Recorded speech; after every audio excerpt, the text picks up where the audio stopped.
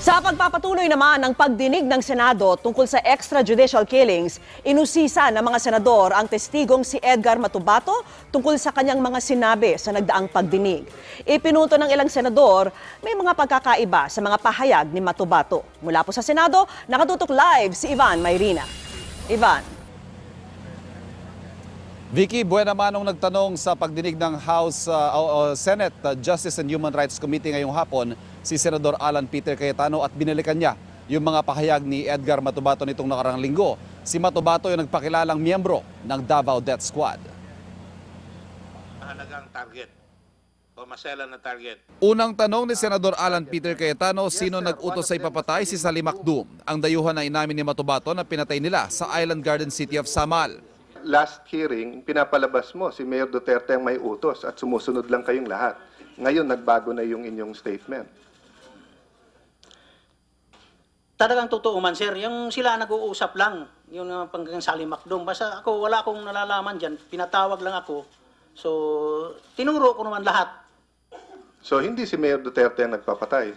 Just a moment. Let them answer, please. Just a moment. Go ahead. Hindi si Mayor Duterte nagpapatay? Ewan ko lang, sir. Walang sinabi si Mr. Edgar Matubato na si President Duterte ang pumatay, ang nagpautos na pumatay kay Sally Macdum. Sunod na tanong ay tungkol sa sinabi ni Matubato na utos raw ni dating Davao City Mayor Rodrigo Duterte ang pagbomba sa mosque noong 1993. Sinabi niya, maghagis kayo ng granada o sinabi niya patayin mo yung mga nang Basta massacre? ang order, sir, masakirin lang yung mosque.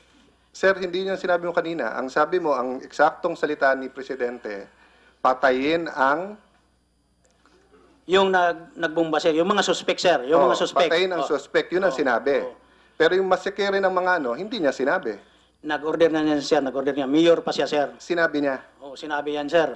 Sabi mo kanina, hindi yun ang sinabi niya. Sinabi yan, sir. Isa pa sa hindi raw mapaniwalaan ni Cayetano ang kwento ni Matubato sa pagpatay sa NBI agent na si Amisola. Ang sabi kasi ni Matubato, halos 30 sila nag-ooperate noon pero si Mayor Duterte pa ang nag-ubos ng 2 rounds ng magazine para patayin si Amisola. Sabi niyo po, 30 laban sa isa. Kaya nga, hindi nalalapitan, sir.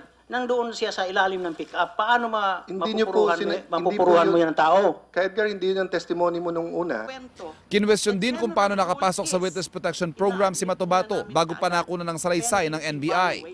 Madalas hong mangyari na kaagad-agad kino-cover sa WPP, at least temporarily or provisionally, dahil yung witness na dumudulog po sa DOJ ay nagsasabi na nanganganib ang buhay ko dahil may alam ako dito sa krimen na to, etc., etc.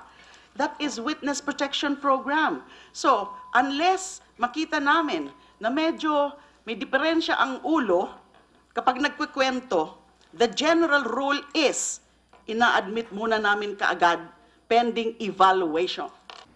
Pakiusap ni De Lima, ang tinanggal na chairman ng Justice Committee on Human Rights. Alalayan si Matubato sa pagtatanong dahil grade 1 lang daw ang inabot ito, bukod sa di naman daw nasa korte ang pagdinig. Kailangan naman ho natin maintindihan na itong proceedings natin ngayon ay hindi naman talaga a formal judicial proceeding. Na wag naman po sanang ganun, na para bang nag-aano ng mga, yung masyado naman istrikto, na sinabi naman ho niya na ang kanyang inabot na educational attainment is grade 1. So what I'm trying to say, I'm appealing to my colleagues to give him some consideration. Wag naman po yung parang talagang in a formal setting, in a court, cross-examination. This is a fact-finding inquiry.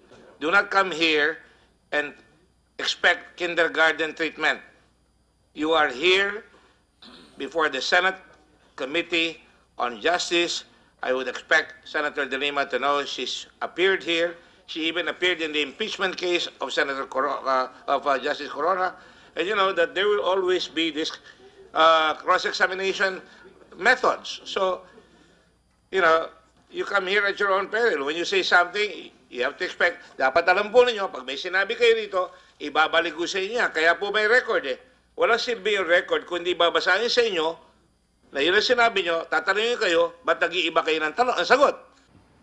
Nagkatalo rin kung anong grupong kinabibilangan ni Matubato. Dati nagsabing CAFGU pero kanina CHDF daw siya o Civilian Home Defense Force.